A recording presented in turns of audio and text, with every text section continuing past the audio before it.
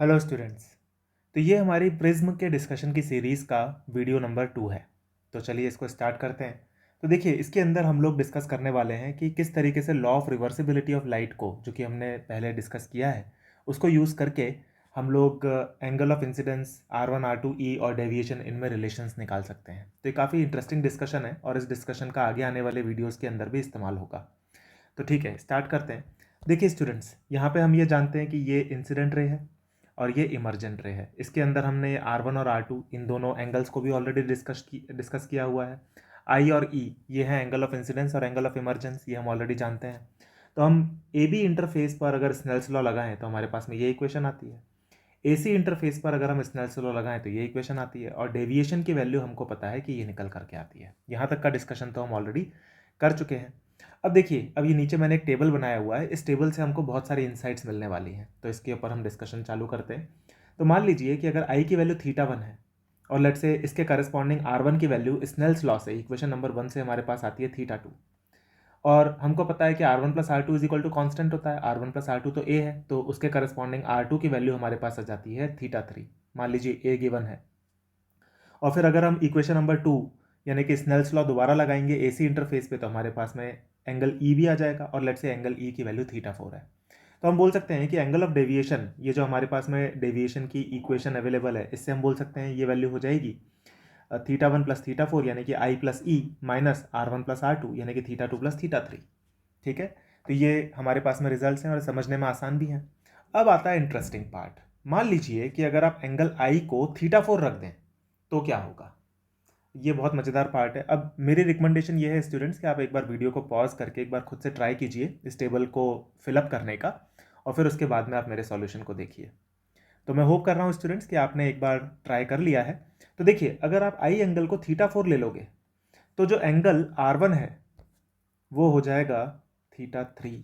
ये कैसे हुआ, देखो स्नेल्स लॉ ऑफ इक्वेशन 1 और 2 से देखो। अगर आप आई को ले लोगे θ4 तो इक्वेशन 2 के अंदर जब आप ई की वैल्यू θ4 रखते हो तो R2 की वैल्यू आती है θ3। उसी तरीके से इक्वेशन 1 के अंदर अगर आप आई की वैल्यू θ4 रख दोगे तो R1 की वैल्यू आ जाएगी θ3। इक्वेशन 1 और 2 से हम ये देख सकते हैं।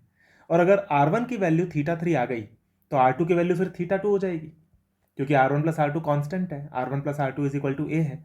और अगर R2 की वैल्यू θ2 हो गई तो E की वैल्यू फिर θ1 हो जाएगी। बाय स्नेल्स लॉ इक्वेशन 1 और 2 से हम ये देख सकते हैं। तो एंगल ऑफ डेविएशन अगर हम निकालें तो एंगल ऑफ डेविएशन की वैल्यू क्या आ जाएगी अब, I plus E minus R1 plus R2, यानी कि I plus E minus R1 plus R2। ये हमारे पास में एंगल ऑफ डेविएशन आ जाएगा। और अब आप देख सकते हो स्टूडेंट्स कि ये जो एंगल ऑफ डेविएशन है ये वही आया है जो कि हमारे पास में पहले वाली रो के अंदर जो हमने निकाला था वो आया था। तो दोनों एंगल ऑफ डेविएशन सेम आ रहे हैं। यहाँ से हमको एक बहुत इंटरेस्टिंग ऑब्जर्वेशन ध्यान में आती है स्टूडेंट, समझ में आती है। वो ऑब्जर्वेशन क्या है, वो ऑब्जर्वेशन ये है कि अगर मान लीजिए आप इंसिडेंट लाइट रे को, ये हमारे पास में इंसिडेंट लाइट रे है, ये इमर्जेंट लाइट रे है ना। आई आर मतलब इंसिडेंट लाइट रे और ई आर मतलब इमर्जेंट लाइट रे। तो अगर आप इंसिडेंट लाइट रे को इमर्जेंट बना दो तो इमर्जेंट लाइट रे इंसिडेंट बन जाएगी। या फिर आप इसको ऐसे भी बोल सकते हो कि जैसे लाइट रे, इंसिडेंट लाइट रे पहले प्रिज्म के अंदर गई और फिर इमर्जेंट लाइट रे बाहर निकली। अगर आप इमर्जेंट लाइट रे के डायरेक्शन को उल्टा कर दो, यानी कि अगर आप इमर्जेंट लाइट रे जहां से बाहर जा रही है वहीं से अगर आप इंसिडेंट लाइट रे को लेके आओ तो ये पूरा का पूरा जो लाइट का जो रे डायग्राम है ये पूरा का पूरा उल्टा हो जाएगा। यानी कि अगर आप इमर्जेंट रे को अगर इंसिडेंट रे बना दो तो इंसिडेंट रे इमर्जेंट रे बन जाएगी। यही है law of reversibility of light. और अगर आप लाइट रे को उल्टा कर दोगे तो सारे एंगल्स भी उल्टे होते चले जाएंगे। यानी कि अगर आप आई को ई बना दोगे तो R2 R1 बन जाएगा, R1 R2 बन जाएगा और आई ई बन जाएगा। सारे के सारे एंगल्स उल्टे हो जाएंगे। तो ये law of reversibility of light का एक इम्प्लीकेशन है और ये बहुत इंपॉर्टेंट इम्प्लीकेशन है। ठीक है, तो ये आपको ध्यान रखना है कि अगर आप आई को ई बना दोगे तो ई आई बन जाएगा। ठीक है, तो ये law of reversibility of light का एक इम्प्लीकेशन है। एक तो ये बात हमको यहाँ से समझ में आती है। दूसरी बात हमको ये समझ में आती है कि देखिए एंगल ऑफ डेविएशन जो है वो दो एंगल ऑफ इंसिडेंस के लिए सेम आएगा। आप देख सकते हो, एक तो θ1 के लिए आप देख रहे हो, θ1 के करस्पॉन्डिंग जो एंगल ऑफ डेविएशन आ रहा है वो एक पर्टिकुलर वैल्यू आ रहा है θ1 प्लस θ4 माइनस θ2 प्लस θ3, और θ4 के करस्पॉन्डिंग में वही एंगल ऑफ डेविएशन आ रहा है। यानी कि सेम एंगल ऑफ डेविएशन हमारे पास में दो एंगल ऑफ इंसिडेंस के करस्पॉन्डिंग आएगा।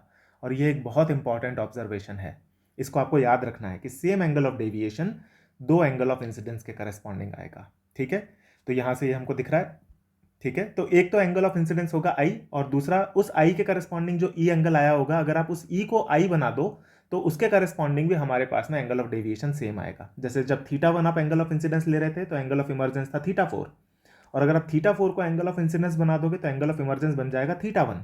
यानी कि आई की दो वैल्यूज θ1 और θ4 के लिए एंगल ऑफ डेविएशन सेम आ रहा है। ये एक इंपॉर्टेंट ऑब्जर्वेशन है जिसको हम आगे आने वाले वीडियोस के अंदर इस्तेमाल करेंगे। तो स्टूडेंट्स, आप इसको ध्यान रखें और हम मिलते हैं फिर नेक्स्ट वीडियो में। Thank you.